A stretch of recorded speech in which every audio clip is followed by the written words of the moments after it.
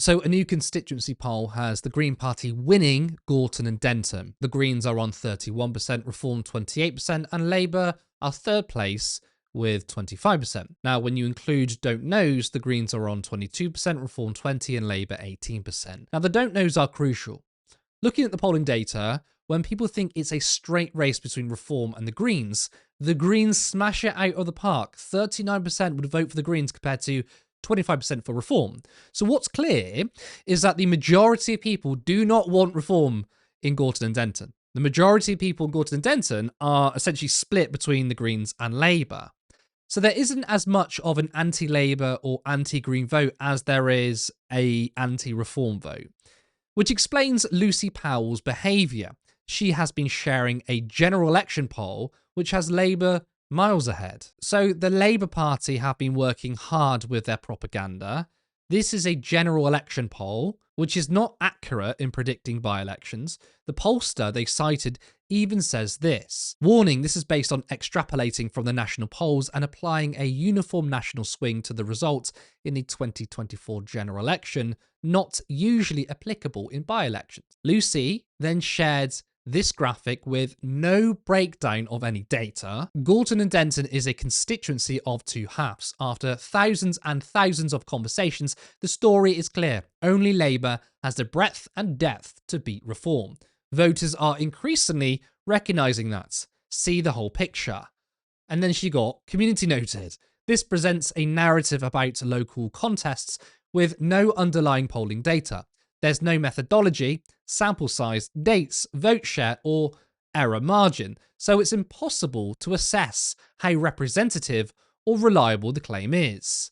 UK polling standards require this transparency. Powell earlier this month sent a letter to Zach Polanski. I'm not going to read all of it, but she said this. Dear Zach, I'm writing to you about the Gorton and Denton by-election and a number of misleading claims you and your party have made which may lead to Reform getting in through the back door, something I cannot stand by and let happen.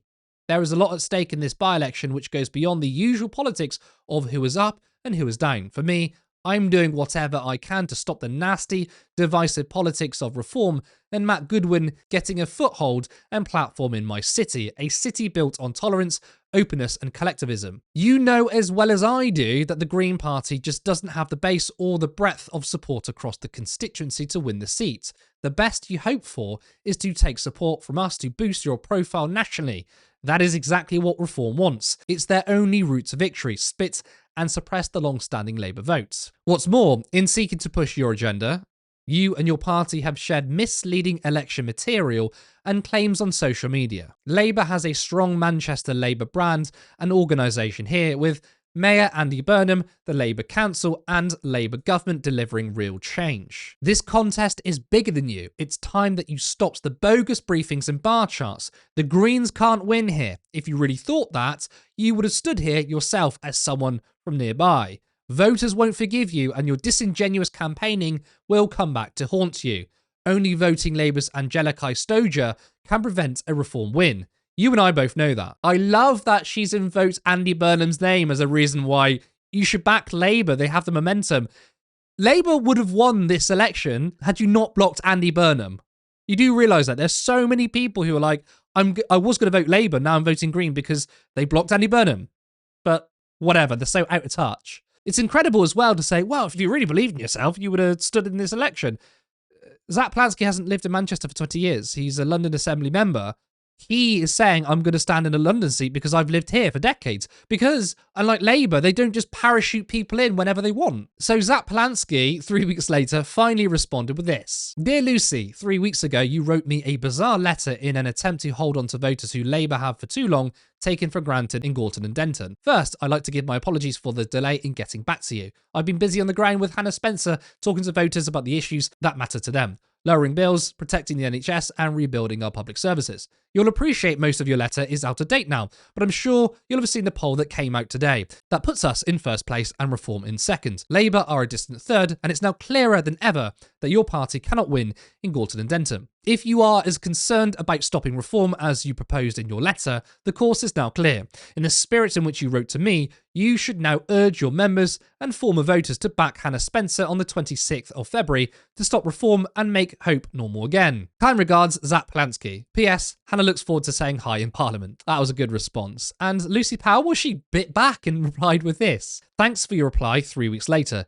Did it take that long to produce your first bit of supposed evidence?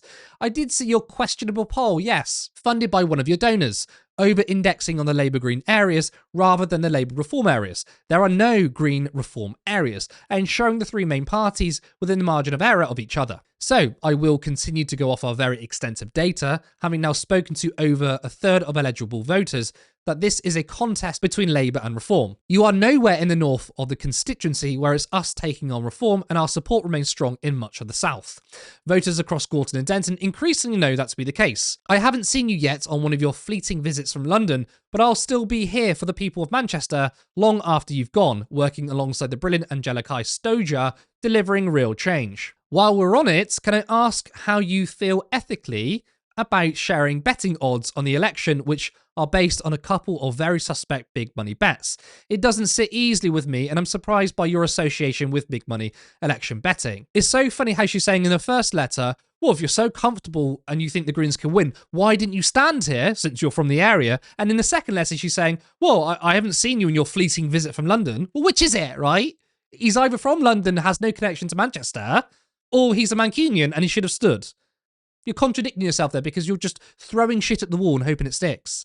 And also, the idea that the Greens are sharing betting odds showing the Greens are going to win means that what? They're siding with big money is ridiculous. Of course they're going to do that. They're campaigning to win. Any indication that they could win, betting included, they're going to do that. Just like how you're sharing bogus polls. I mean, it's pure projection. You're talking about how, well, this particular poll is owned by a Green donor. What about the plethora of polls that are owned by Labour donors? And again, you're sharing a general election poll, which is no good on a constituency poll. It's not worth replying to this letter. I mean, she's being petty, trying to score political points. So I don't think he should reply, but he did tweet this at her instead. So this is the reply underneath the letter, and he just shared a picture of Peter Mandelson. Oh, it's so good. Now, it seems Labour are up to their dirty tricks. Abby Wilkinson shares this graphic. So tactical voting sites say, vote Green to stop reform. And this website suggests you should vote for Hannah Spencer. But now when you go on the website, it's gone. There is no suggestion to vote for the Greens, in which Abby Wilkinson says, I took a screenshot of the website and posted it immediately. Someone at Labour clearly phoned up and pressured them. Look, Labour cannot win this election, yet they are trying to scare voters into voting for them, handing a victory to Reform. A Labour insider even said that a Reform victory is better than the Greens winning. They know they can't win, but their goal is to simply stop the Greens because they are just utterly shameless. I don't know what's going to happen. A week ago, I was fairly sure Reform were going to win, but as election day gets closer, I think it's a toss-up. You know, the winner will be the party that gets out the vote. But in a way, Reform and the Greens have already won, because regardless of who comes first or second, both parties have surged immensely and will leave Labour far behind them. This by-election is a microcosm, I think, of what's to come. Two parties offering very different visions. And I think it's important that Labour finally dies because they are the biggest obstacle to progressive politics.